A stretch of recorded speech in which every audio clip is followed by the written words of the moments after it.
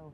And Dr. Hilmi, if you can tell us a little bit about what are the mechanisms of the APSO, of the organization, please. The mechanism is based mainly on organizations pertaining to each country. Okay. National committee in all the countries. Together they work with the secretariat, which is centered here and located here in Cairo. The main committee would be, the main office is in Cairo, in Egypt. In Cairo, yes. Okay, yeah. We communicate, we agree on the way to work, and we establish our kind of compromise opinion in as far as the problems concerning each country is concerned. Yep. Dr. Hilmi, regarding the constitution which was adopted in 2008 in New Delhi, of course, of the APSO, will you tell me more about this constitution and what it stipulates? Constitution, our constitution? Yes. I think this is the best that we could achieve at the time. It is not the best that we hope for. And there is a big difference between the two. So there is room for improvement. Yes. But it is the best that we could achieve under the prevailing conditions at the time. And I agree to it. And we have some amendments. We send it to the committee responsible for the constitution, and they took in consideration some of the points and they discarded. They've been amended, or they're still, have they actually been amended, or they're still? Some of them. Some of them have been amended. But they discarded the others. Oh. But we are happy. We are happy that we had a constitution to govern the country. We are very happy to have a constitution that is not precedented in Egypt in any time. Oh, it is still far from the ideal. The ideas that we hope for, yeah. The wishes that the country likes. But it's a step forward. But it's a very good step forward, as a matter. And Doctor, I mean, what, if you can tell us a little bit, what are the ongoing activities that are taking place in the organization currently, maybe? Yeah. First of all, we are having a meeting, a big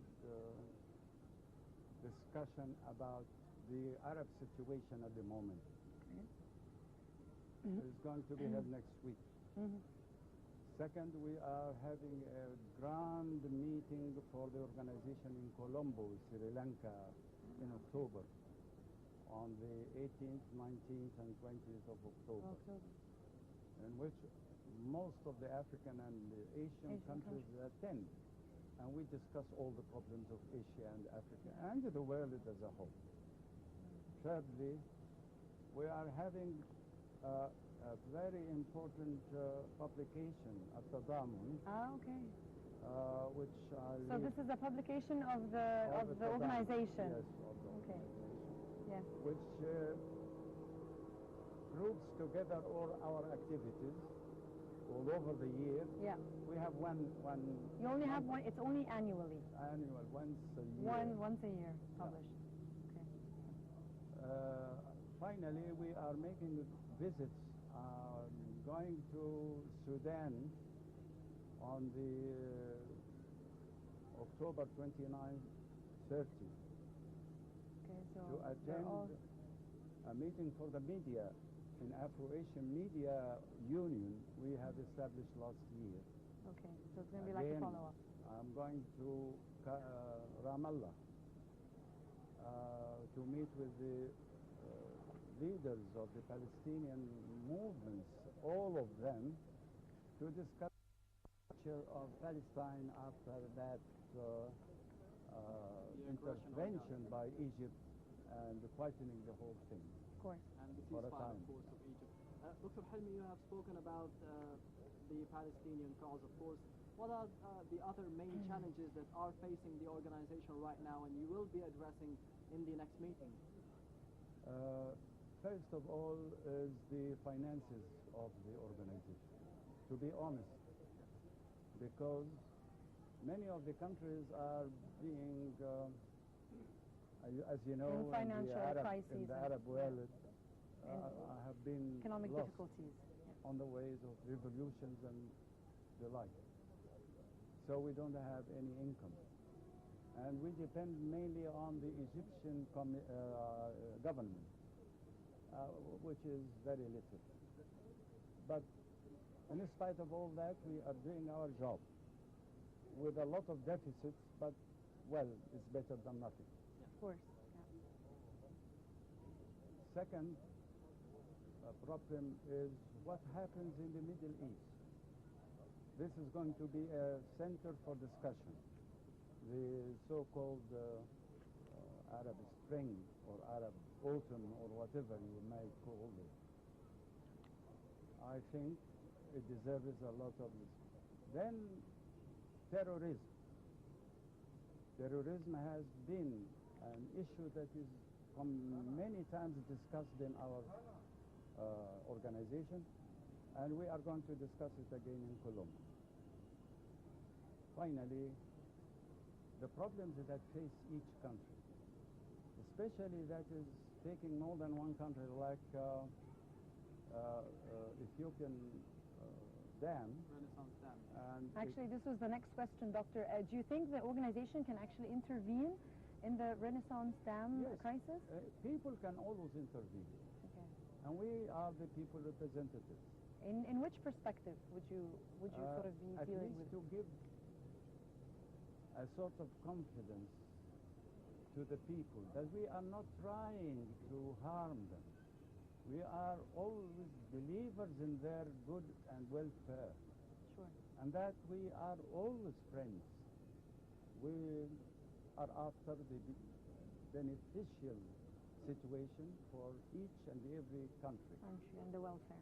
This is the change that I really appreciate in the diplomacy and in the media at the time that happened after the new president was elected. He gave a very good example for diplomacy and for media that we are not enemies. We and the Ethiopians and the Sudanese are friends, are brothers and sisters, and we like to have a better standard of living for each and every country. We are not against their welfare. That's number one. Number two is that dialogue is the main way to reach to your aim, especially between friendly people. On this principle, the organization adopts, and this is very important, two ideas. First, idea of a university for the Nile Basin students. Okay. The second idea is a council for cooperation of the Nile Basin states.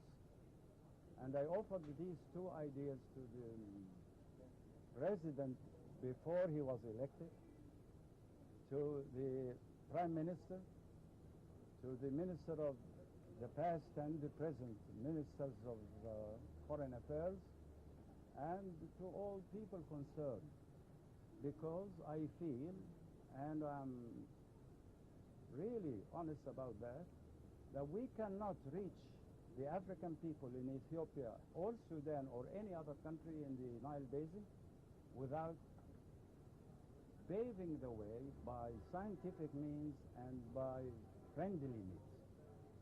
And I think that the university will do both jobs. Dr. Halmi, regarding, of course, the process of developing Egypt after the revolution of the 25th of January and the 30th of June, is the organization helping in developing the country right now or not? No. Particularly Egypt. It is helping by giving ideas. We have discussed the Suez Canal project, and we were against the project provided by the ex-president. And we were against the project provided by ex-prime minister, Sharaf.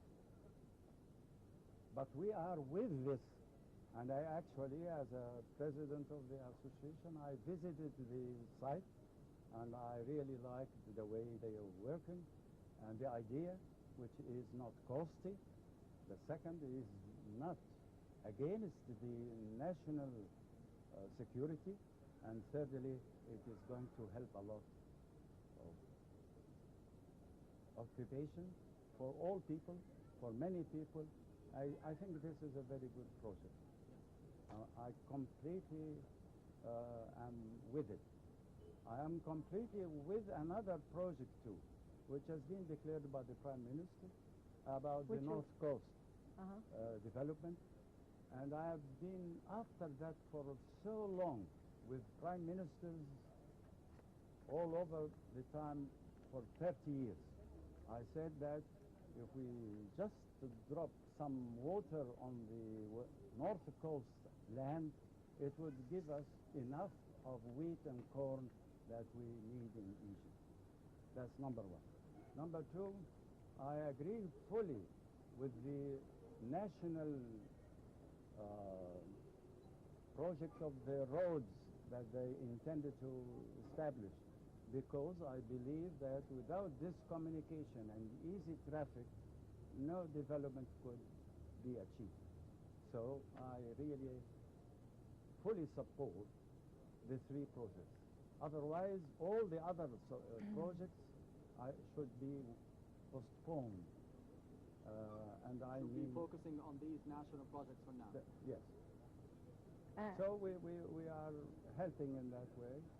Our job is mainly political, you see, and we talk politics, and we talk on a study, research, and scientific basis. That's how we help. So that would maybe be the expectations for the future in the challenges and the role of the organization, you think, for the future? What are your expectations regarding the role of the organization? To be honest with you, when I came to the organization, many people would have forgotten about it. They don't mention it. And there is no real job for it, because liberation movements are no longer there. Economy is the master and the head of everything in problem the moment. in all the countries. All over. We are not security. This is not part of our job. So I had to try to revive this organization again, but I need support. I need governmental support. I really call upon President Sisi not to let this organization down. They should support it, because it is their way to Africa. It has a history there, and it has a great way to many Asian countries, and we have a long history there, and we can be of great help to Egypt and to all the countries in Africa and in Asia. Well, thank you very much, Dr. Helmi Al-Hadidi, the ex-Minister of Health and President of the Afro-Asian People's Solidarity Organization. Thank you so much for joining us, Doctor. It was a pleasure. Thank you. And we will have, coming up, another report. Children's talents are different, and we should make the best use of them. The following report sheds light on how one of the institutions does this. So let's go and have a listen and see what it's all about.